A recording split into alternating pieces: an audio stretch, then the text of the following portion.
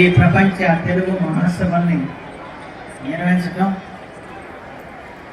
అందులో ఈ రోజున కోనసీమలో ఈ కార్యక్రమం జరుగుతుంటే దివిసీమ నుంచి నేను ఇక్కడ రావడం నాకు చాలా ఆనందదాయకం. ఈరోజు మన రాష్ట్ర గవర్నర్ శ్రీ అబ్దుల్ నజీర్ గారు తెలుగు భాష చరిత్ర ప్రాశస్త్యం గురించి ఎంతో చక్కగా వివరించారు. అదంతా గతం. కానీ ప్రస్తుతం మనం ఏం చేయాలి, ప్రస్తుతం మన భాషని మన సంస్కృతిని ఏ విధంగా కాపాడుకోవాలి. ఈ ప్రపంచీకరణ నేపథ్యంలో అనేక మాతృభాషలకి అనేక సవాళ్ళు ఎదురవుతున్నాయి. ఈ సవాల్ని